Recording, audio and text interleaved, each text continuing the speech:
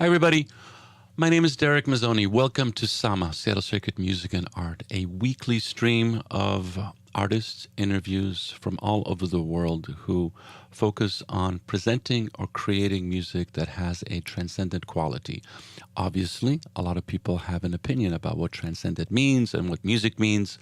We are curating a series of musical expressions and artistic expressions that allow different cultures to present their work, their identity to a larger population, and that music allows that culture to be understood in a way that transcends language, that transcends temporal and spatial limitations. And this particular band fits that quite nicely. They are known as the Barmer Boys, and they are simply an Indian musical group, but they're so much more than that. They belong to the Manganiyar Sufi Muslim community, one of many communities throughout Rajasthan, Pakistan, and northern India. And the Barmer Boys blend traditional Sufi and gypsy folk music. Their repertoire encompasses many musical traditions from religious and spiritual communities of the Northwest Indian subcontinent region. We're going to be talking to the co-founder of their record label, Amaras Records, and a co-producer of the Barmer Boys, Ankur Malhotra, who's a friend of mine. We've had him on before with Laka Khan. Great man and very knowledgeable and quite the DJ too. We'll learn more about that in just a little bit. Just a quick bit of info. The Barmer Boys are, the members are Amanga, Rais Khan, and Raza Khan from Rajasthan. And their songbook reflects the influences of Bhakti Sufi movement of the 15th century. It takes the form of popular Kabir and Mira Bhajans, as well as Sufi kalams. This is evident in tracks such as Varyun, Ranji, and Pir Jilani. They include songs that are typically performed at weddings and births in local villages and communities. The band has been incorporating electronic elements, beatboxing, which sounds ridiculously awesome, and DJ culture. We're going to be hearing also 6 tracks recorded on the outskirts of Delhi. This was happening during COVID lockdown, so Ankur informed me that finding a quiet place to record in India is an easier task conceptually than in practice, but we succeeded, and I'm grateful for that. So right now, I'd like to introduce you to Ankur Malhotra. Ankur, thanks for being here. Thanks, Derek. Pleasure to be back on Sama and to be presenting Barmer Boys. And one of the things I wanted to mention up front is the band has been evolving. It's been around 11 years. Mm-hmm. And so the artists who currently form the band are Manga, the lead vocalist, as you mentioned. It's Sawai Khan, who plays some of the other percussion instruments, okay, and Nagma Khan on the dholak. So perfect. But yes, Barmer Boys. So first of all, Barmer.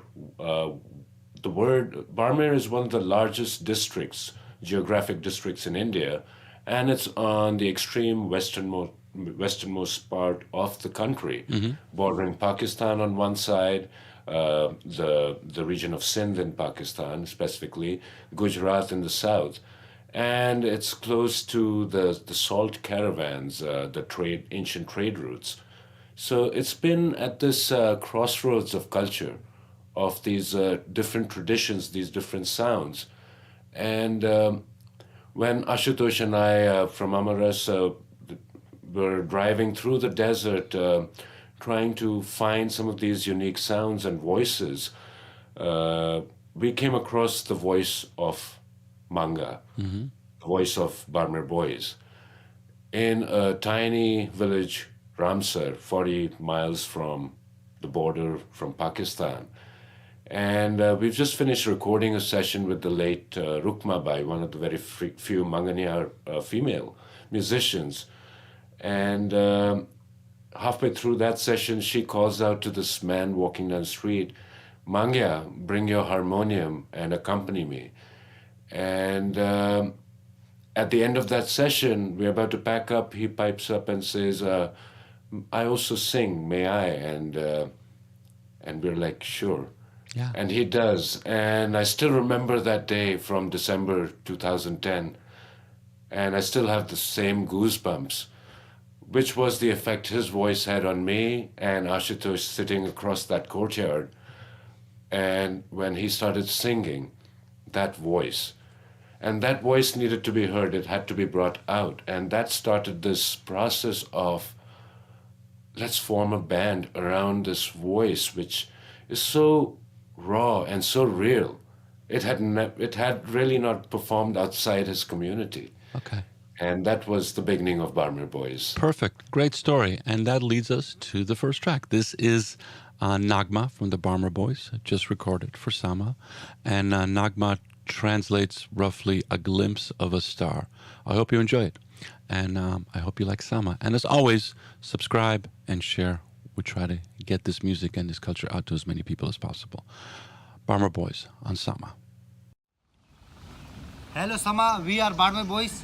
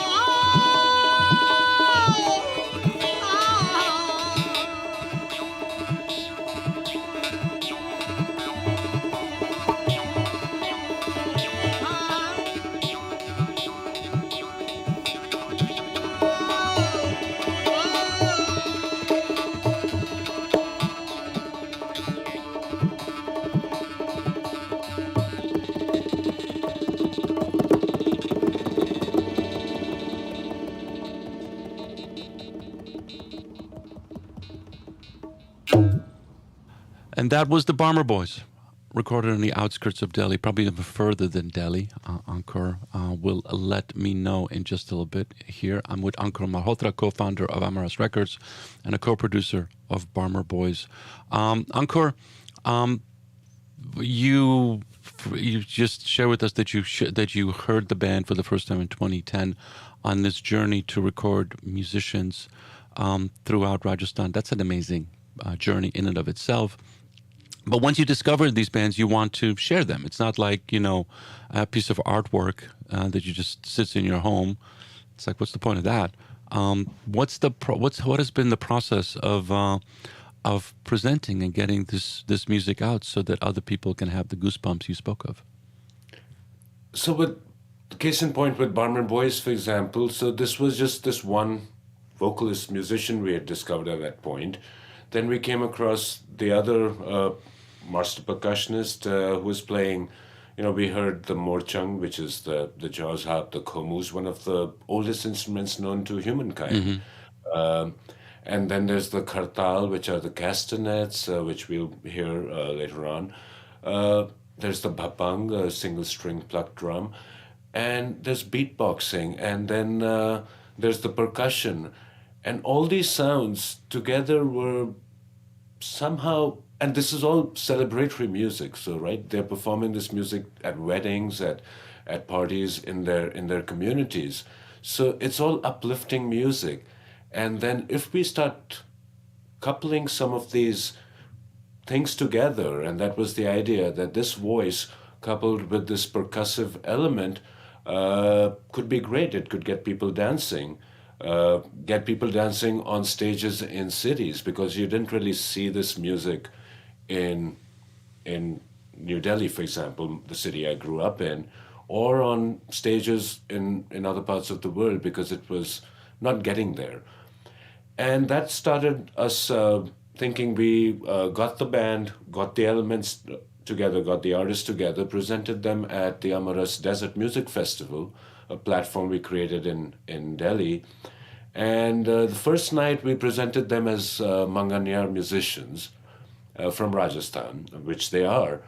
But overnight, that night, we're kind of dissecting and wondering something was missing.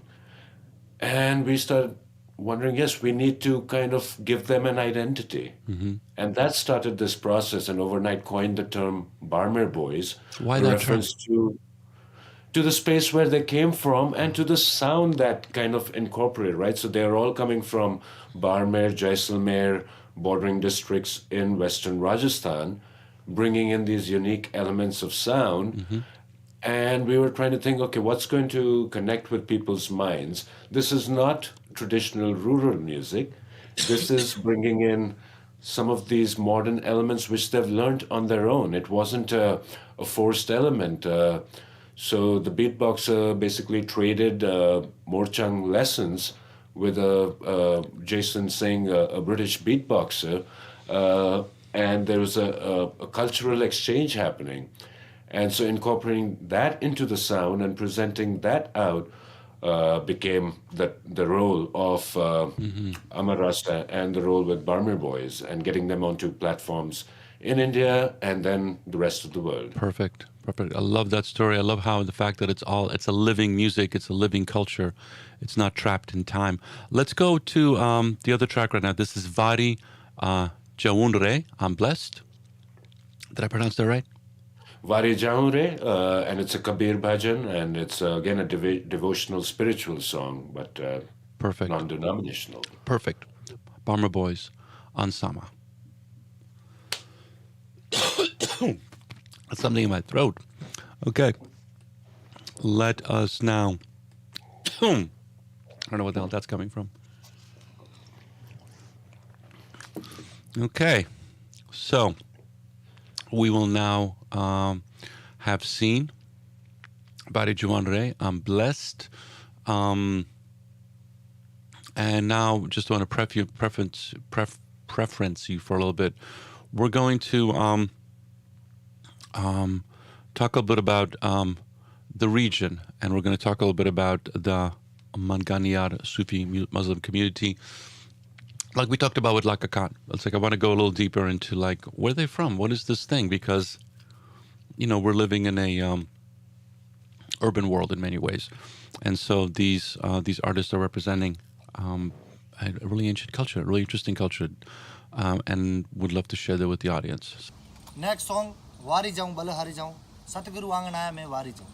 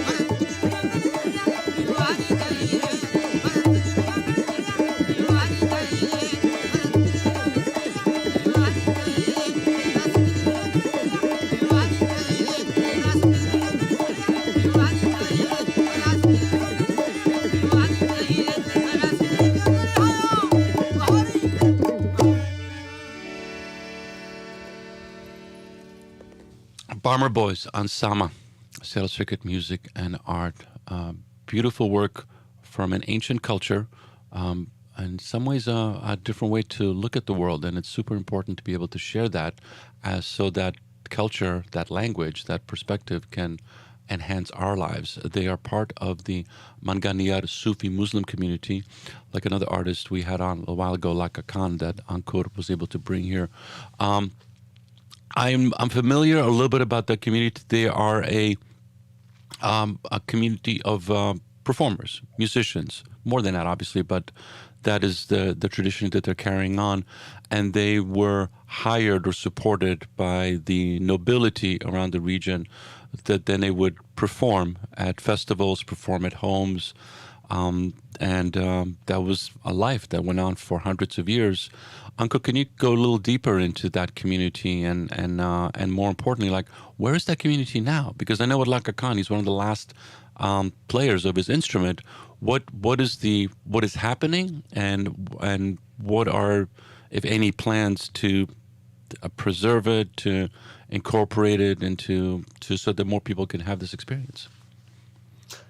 So, as you pointed out, the Manganiyars, also known as the Magnahars or the Merasi in Pakistan, are one of the very few communities found around the world whose sole purpose has been to perform music. And of course, they do other things too, but 400 plus years of a musical tradition,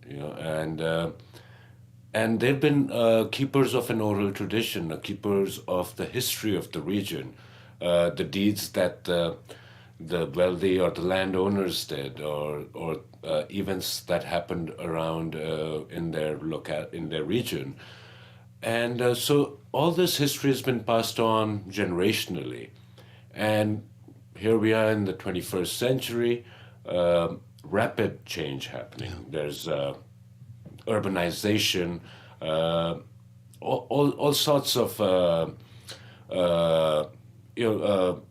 erosion of values of what constitutes daily practice, for example, or what makes a household of musicians and persist through generations. And this was something that we also started noticing in our travels. Is like, how do we keep this sustainable in this day and age? And I think that was one of the other reasonings behind getting Barmer Boys onto stage, onto platforms, was that this is folk music. It is music in constant evolution. It's constantly changing, constantly incorporating new ideas and new thoughts. And it is not about trying to preserve something in the past. It is about how do we take the past into the future. And this became kind of a great experiment in that sense of how could we perhaps repurpose some of these traditional songs and introduce these to a wider audience if we take them out of the box or the construct of this is traditional music or rural music. And when we talk about, or when we mention the word or the band name Barmer Boys on radio or in a general conversation, people don't come to it with that preconceived box, right? Barmer Boys. It sets up a modern construct, if I may say that. And that was kind of very intentional. And we're seeing that happen. I think part of it is to create opportunity, to create platforms that give respect, but also revenue, money. And that's what's going to keep the cycle going. Why would the grandson or the grandkids be interested in learning? Yeah. They would be if they could see that, they could support their families. Got it. So it's like the Nusrat Fateh Ali Khan model, where it's like it becomes, a family, a legacy. And, this is what you do. And the only way that it becomes a legacy is if you can actually support yourself. And with the case of Barmer Boys, it's also interesting. For example, I mentioned Sawai Khan. So he's the youngest member in the band, all of 24 years old right now. And the band, the members have changed over time. Manga, the voice has been the constant.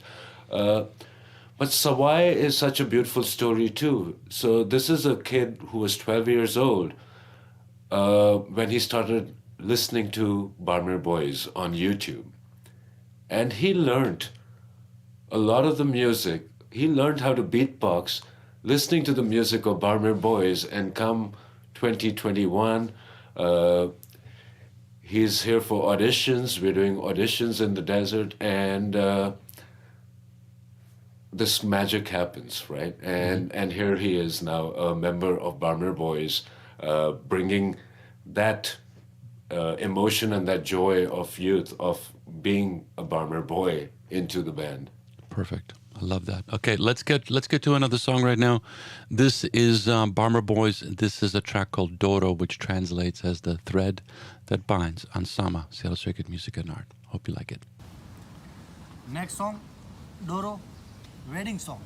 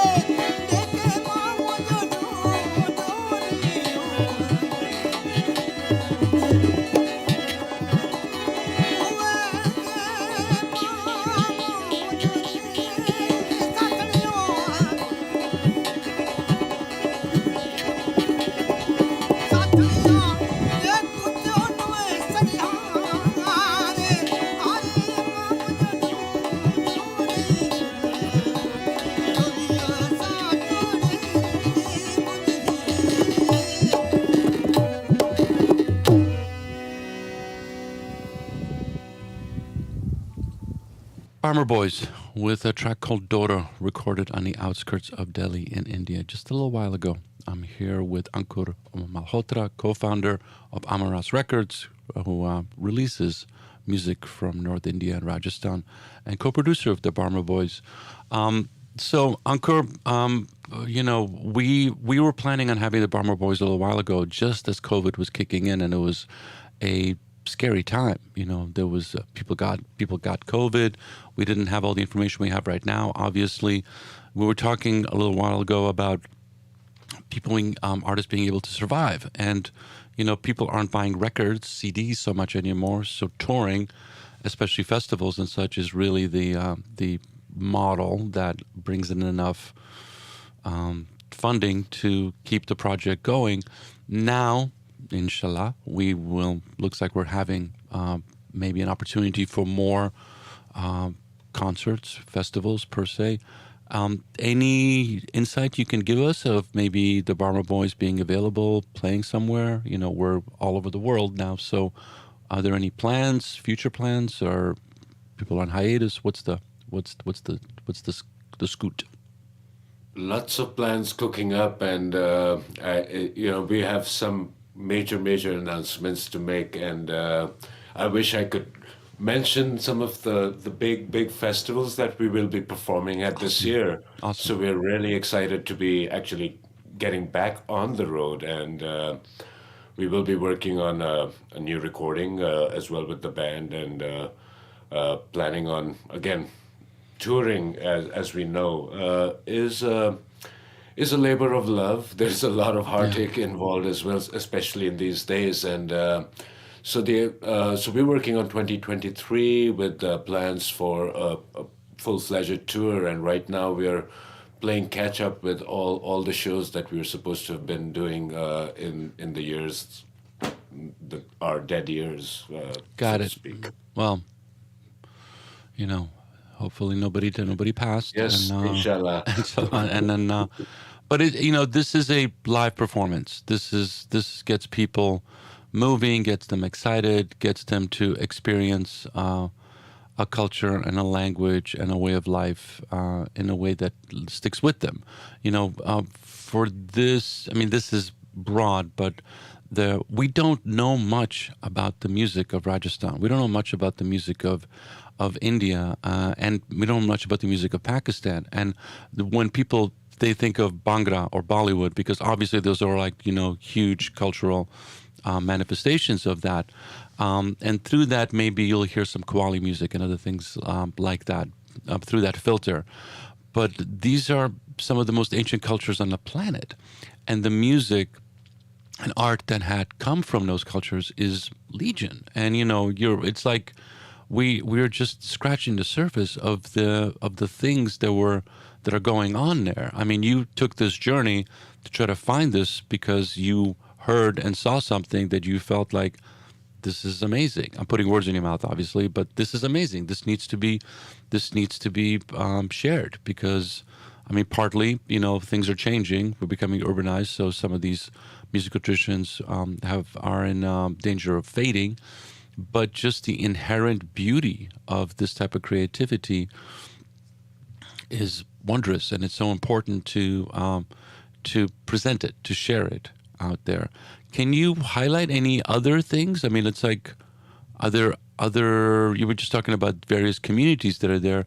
Are there other musical communities? Are there other things that we should be on the lookout for? Should we be digging in? Because once you start, you're like, okay, this is a journey into a whole other place. What are some of the things that you could share? It is a rabbit hole, and sometimes you just feel like Alice in Wonderland, and there's magical things happening, but also very sad and things that you see.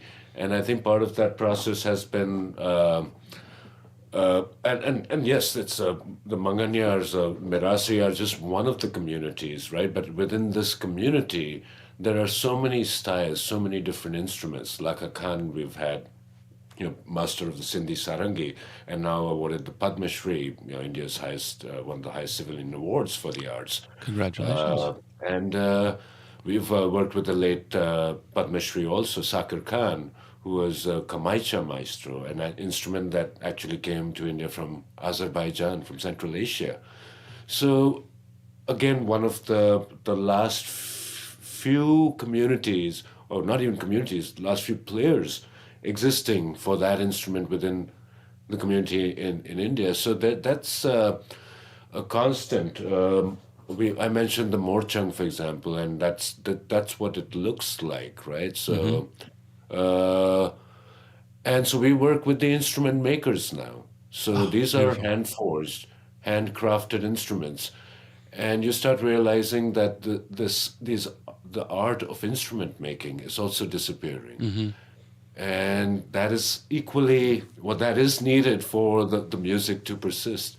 So working on these different angles. So when you're looking at these musicians, or when you're listening to some of this fabulous music, not just from Rajasthan, but also from various parts of the world, also try and think and connect to some of the instruments, and not just the instruments, the fabric. So this is an ajrak, a very traditional pattern from Rajasthan. It's handmade or block printing.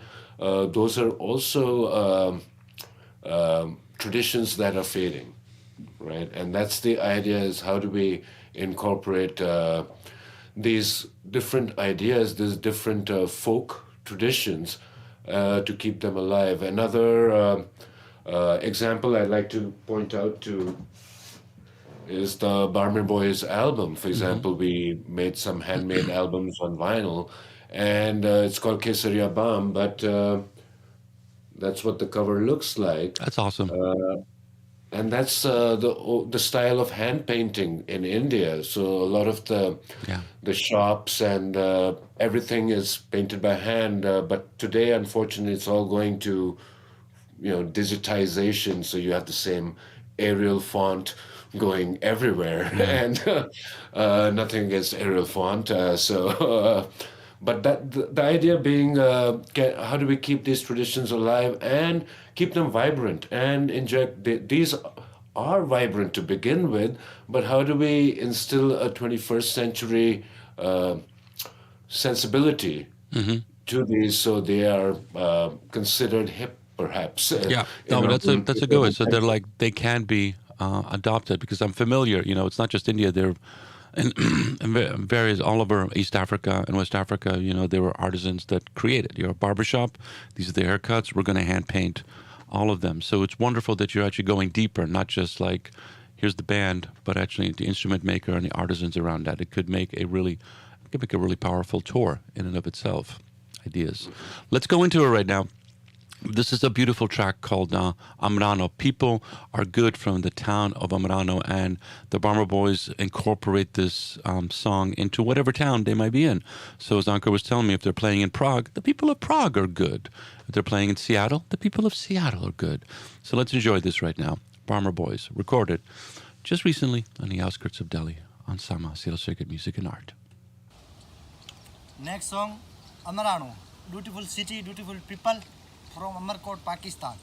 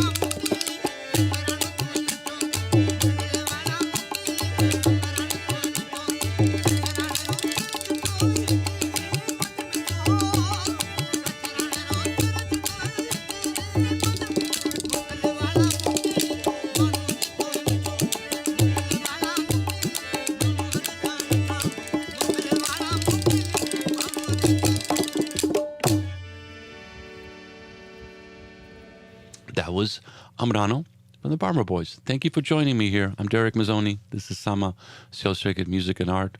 I'm here with Ankur Malhotra, if you're just tuning in right now. I work in radio, that's why I say tuning in. But if you're watching right now. So, Pakistan, India, Northern India, incredibly complex, ancient cultures, Ankur. But people in the West are fed a whole bunch of propaganda about them, where the subtlety, the beauty, the nuance of those cultures just get lost, utterly lost. I've had experiences like this personally, the first time I've been to, like China as an example, Western China. The things that I was told about that part of China and the things that people in that part of China were told about people where I came from were just laughable, utterly laughable. And we're getting that right now from Pakistan, specifically in northern India.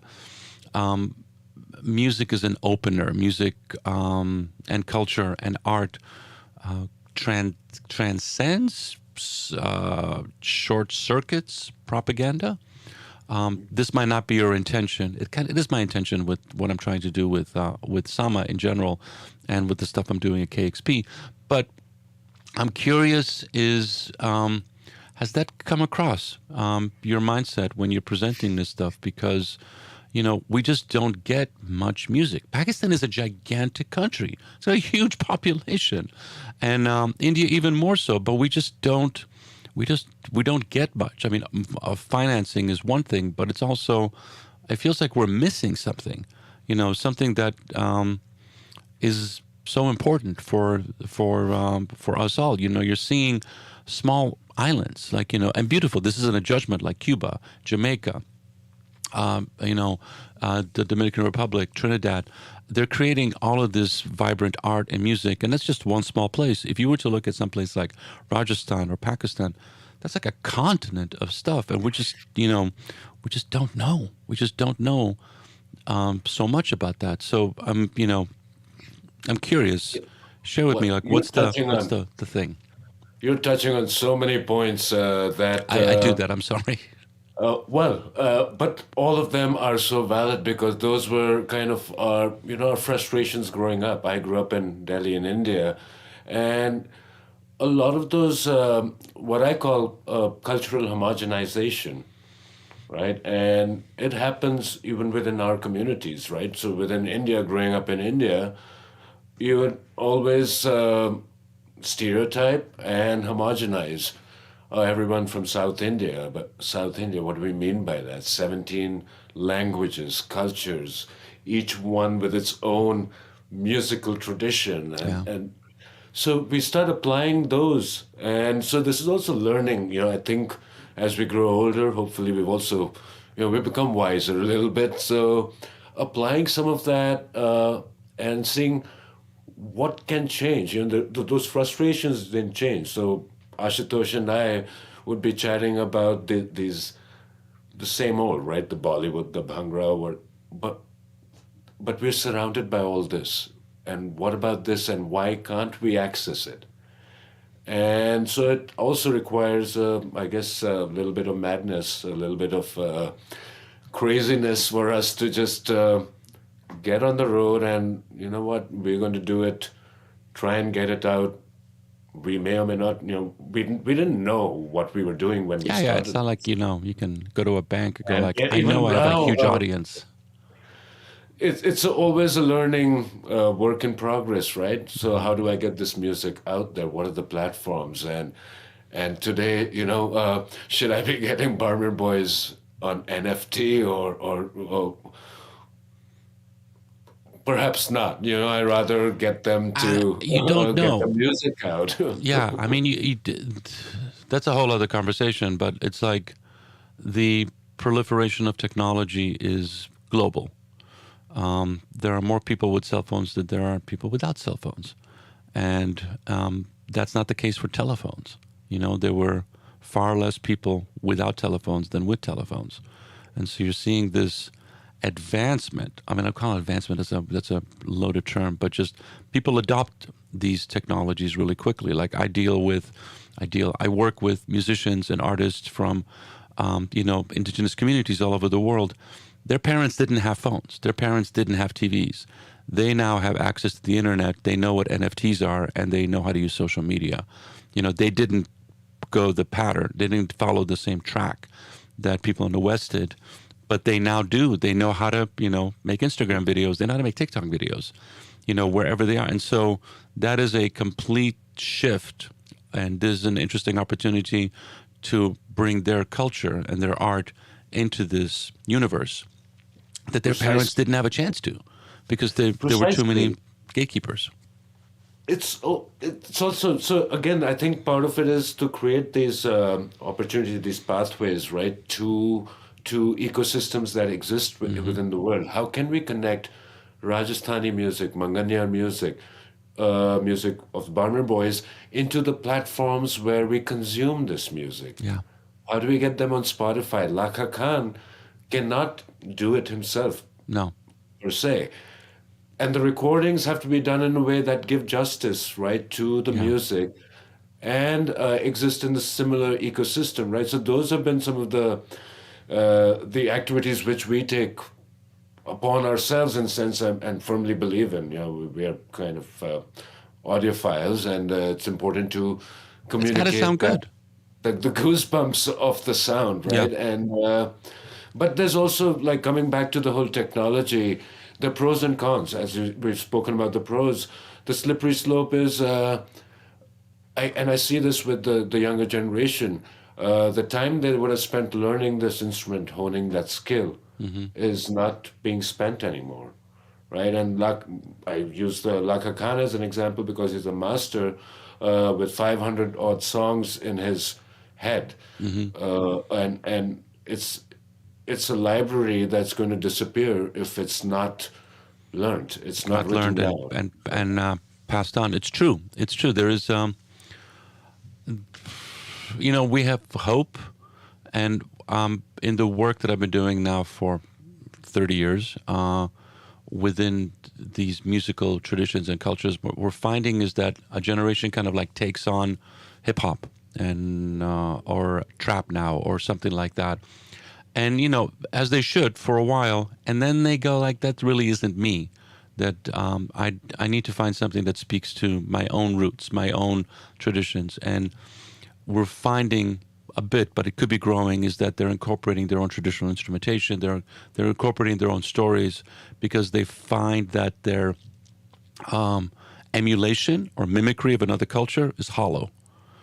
It really doesn't feel that spiritual, that there's probably another word for it than spiritual, that like something within them. It doesn't feed their soul and their heart in a way. And I'm hopeful, and especially with the kind of work that you're doing, because often, it's not like they're living in the same villages. So if you're a kid from this region and you find somebody like Barmer Boys, or you find somebody like Lakha Khan, that's the transition. Then you suddenly want to do that. You want to play that kind of music. You want to learn about these instruments. And it's super important that Amaras and you, Ankur, are doing this work, because that is allowing people like me that don't know much about Rajasthan and people that live in Rajasthan to discover this music, to not even discover, to have this music revealed to them, and then incorporate that. So let's go into another track from the Barmer Boys. This is a really interesting piece. It's called Jiro. It's an agricultural song about crops. It's a folk song, and Jiro is the name of the cumin seed. So this is an interesting track because it speaks to the reality of living in a village. You got to get food, and you create songs about that food, because if you don't have it, obviously you know what's going to happen. But it's also a really interesting traditional piece that becomes, it's of the earth, and it's a beautiful piece. Barmer Boys on Sama, Seattle Circuit Music and Art. Next song, Jiro. Q mean song. Q mean song. Jiro.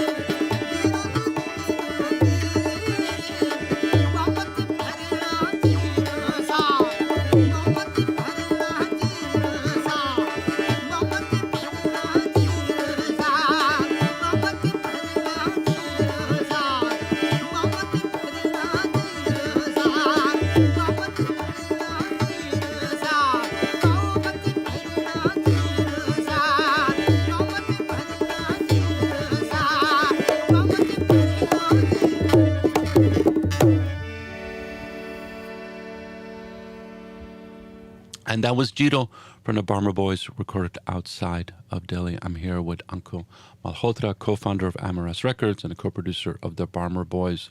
We've been talking about a lot of things with this music and this art because, you know, it's not a rock band per se. I interview an insane amount of rock bands all the time and all types of musical bands. And it's great. Everybody's got an interesting story. You're playing your guitar and your drums and your bass and you're singing songs of love and it's everything. It's beautiful. We all love it. But when you're dealing with music like this, that has this kind of legacy, this kind of urgency to it, where it's so important for it to kind of find a place in the gigantic lexicon of music that's out there. Ankur and I both are DJs and fans of records, and we also kind of grew up at a time where if you wanted to find records, you had to find a cool radio station, and if you wanted to buy it, you had to go to a thing called a record store. And a record store had a limited amount of inventory and real estate to actually put stuff in. This is the history of world music and all that. So, you have this behemoth, which is Western music, Northern Hemispheric music, culture, that dominates that. You haven't, there was a time when like an artist would release a new record, it would dominate the shelf space of those record stores because they would want to sell that record to as many people as possible. And so, I, who worked at a record store, would find this interesting stuff. It would be in these tiny little sections in the back called Other or Oriental, or, whatever attempt it was. And I'm not mad at the people that were putting it together. I was one of those people. It's like, this is really interesting. I have no idea what it is or where this thing could possibly go. Now you don't have record store. You still have them, but you don't have them as much. You have streaming services. And those are record stores that would be the size of, they would be, beyond size. They'd be the size of the Pentagon. It would be the size of whole cities if you were to fill them with vinyl or with CDs or cassettes or whatever you would put in there. It's digital. It doesn't have any tactile aspect to it. But you're still dealing with the same situation. These artists are available, but how do you bubble them up so that when an Adele or even in our space, like let's say a new wave comes in of Cuban music or Brazilian music, or a huge, Punjabi MC turns a whole generation onto a Bhangra. All of these subtle things just get pushed away, pushed. It's hard to find. I wouldn't say pushed away. It's hard for them to bubble up. So A, I applaud you. There was a bit of a lecture. I'm sorry, but B, I kind of want to just like set the stage here right now. It's like people can find stuff, and yes, you can find like a con on Bandcamp and anything like that. But there's so much stuff out there. There's so much shit. It's crazy. What do you do, Ankur, to make sure that your person, your culture, your work shows up? Yeah, it's raise that flag up high and wave it frantically. I think that's something that all of us in the labels in on radio, we're doing that, and that's important more so for these artists. It's getting them onto platforms that matter, right? Laka Khan, Womack Showcase artist, Barmer Boys. Was important for us to get them onto MTV Coke Studio, one of the platforms for this kind of folk crossover kind of music from Pakistan, from India. And they were on season 3 MTV Coke Studio, getting them out there. Their songs, like one of their songs, Bole To Mitho Lage, has spawned a whole bunch of versions of that. It's got 7 million plus views on YouTube. So getting them to be the stars, doing the branding, taking them onto some of the major festival platforms, right? Barmer Boys played Roskilde Festival, so imagine that's the Lollapalooza of Europe, or if I might use the equivalent, something. And they're just rocking audiences because ultimately, as I said, right, it's the emotion, and if we can connect, it is celebratory music, and they sing about love, they sing about joy, and And again, it's how do we construct some of these songs. This last one we heard, Jiro, it's a traditional song about pestilence. It's about the crop getting disease.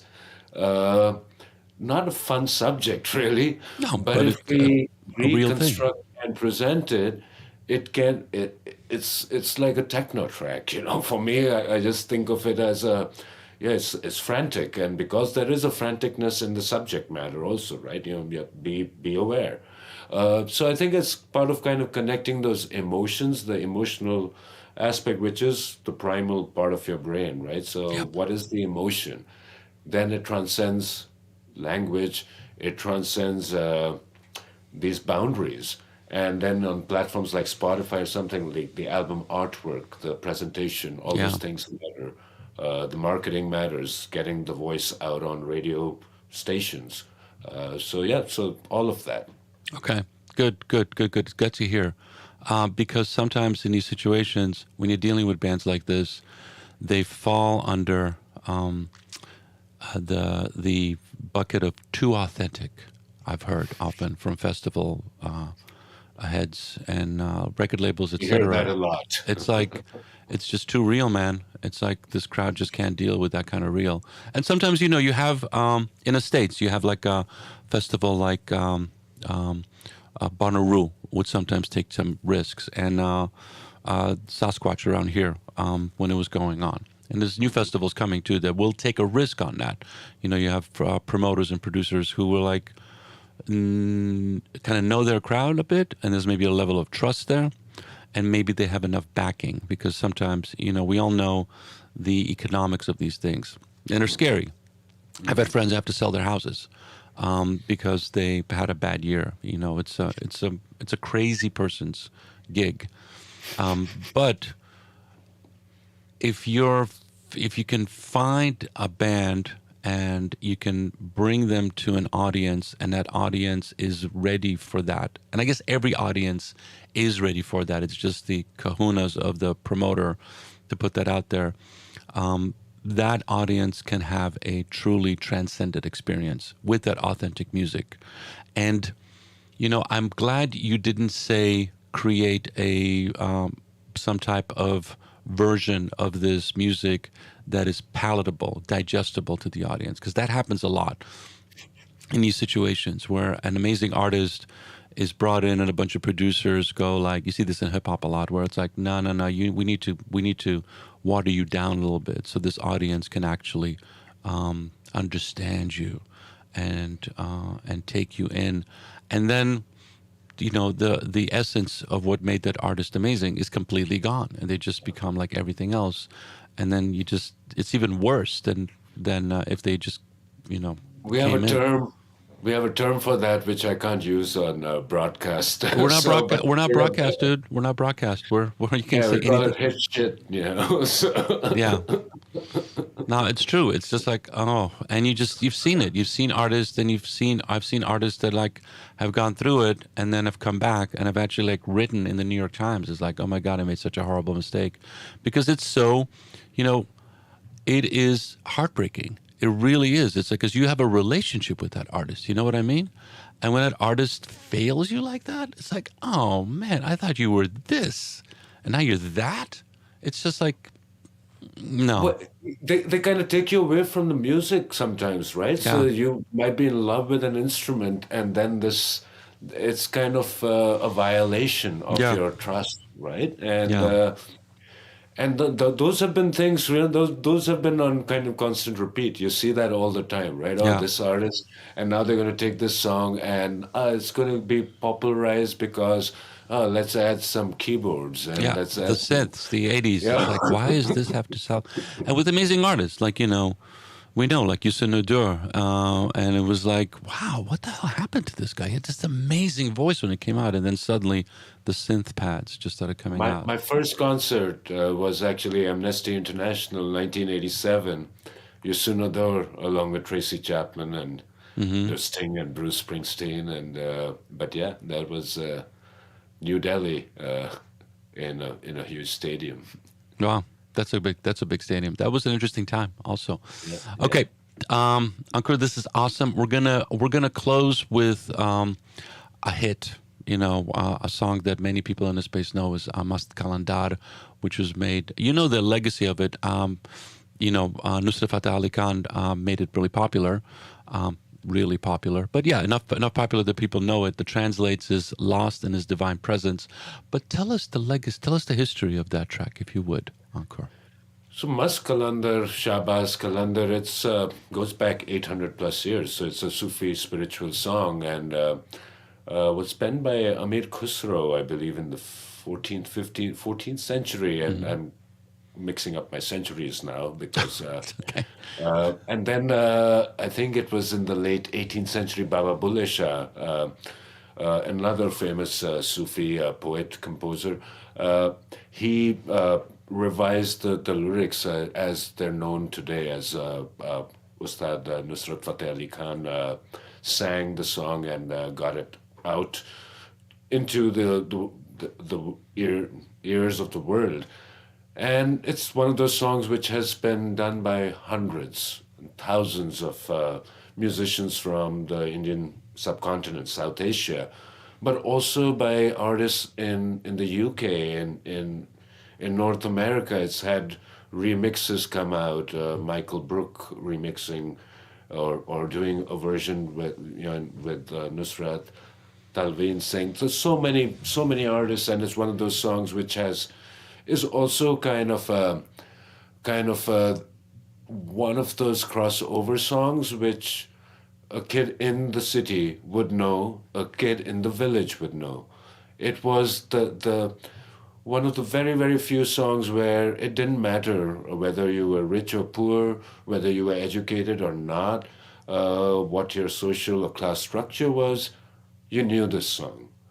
And that's why it's, I think, something that we incorporate into our sets because of its universality, and I think that's the nature of this music. It's to celebrate, to everyone, to bring everyone together. Perfect. Thank you so much. This is awesome. Barmer Boys, Mast Kalandar. Ankur, thank you. Massive success. Stay in touch. We love welcoming you here, inevitably, and also, continue doing the work and continue sharing these beautiful stories. Thank you. Looking forward to it. This is Sama, Sales Circuit Music and Art. You can find our weekly stream on YouTube, Facebook, and Twitch. We have a bunch of great videos on TikTok. Obviously, we have a bunch of great videos in what is now known as Meta. And so please subscribe, follow, share, so we can all present and share this beautiful music throughout the world on Sama, Sales Circuit Music and Art. Be well. Peace. Next song, Dhamadam Mast Kalandar, Baba Bulle Shah Kalam, Sufi song.